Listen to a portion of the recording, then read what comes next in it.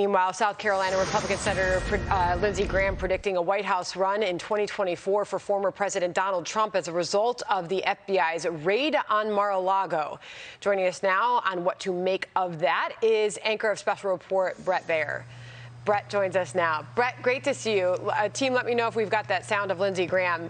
It is quite something to hear what he just said, saying he thought he was going to run before, and now he believes that he will even more so. Here's the sound, Lindsey Graham. I talked to the president just about an hour ago with Henry. And one thing I can tell you is that I believed he was going to run before. I'm stronger in my belief now. So that was something, Bret.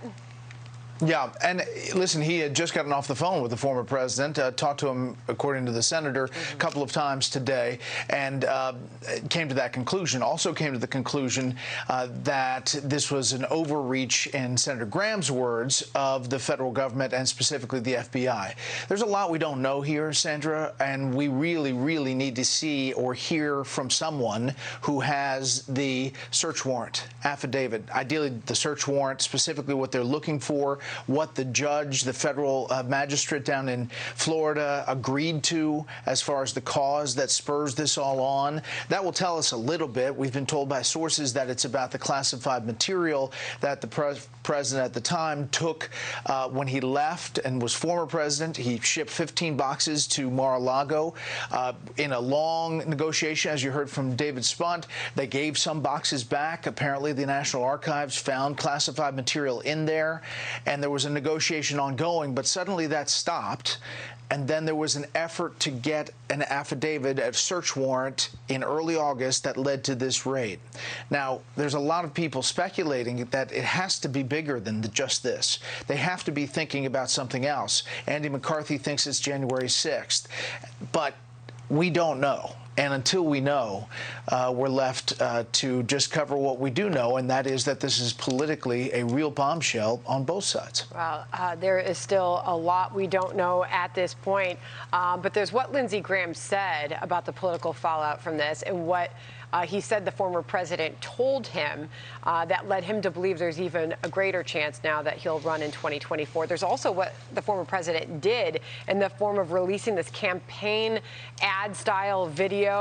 He posted the video to Truth Social following this raid at Mar-a-Lago. Certainly, there's many who believe that this will only rally his base even further. I mean, Bret, we've been showing the images throughout the day.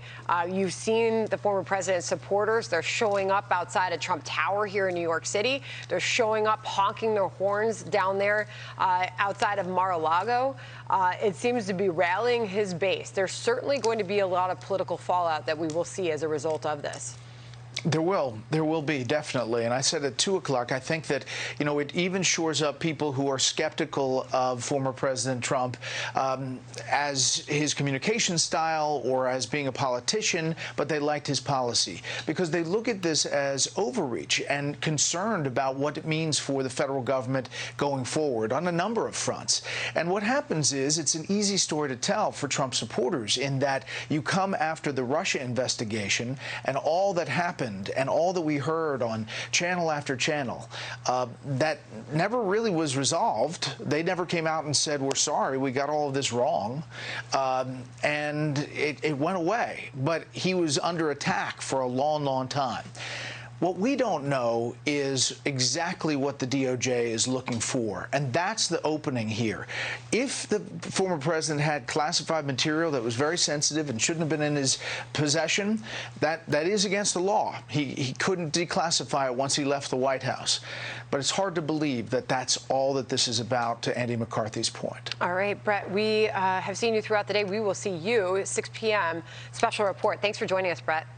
You bet. All right. Hi, everyone. I'm Brian Kilmeade. I want you to do me a favor. I want you to click to subscribe to the Fox News YouTube page. This is the only way that I know for sure that you're not going to miss any great commentary, any great news bites, any great interviews coming your way on Fox. You can get it all here on YouTube. So subscribe right now.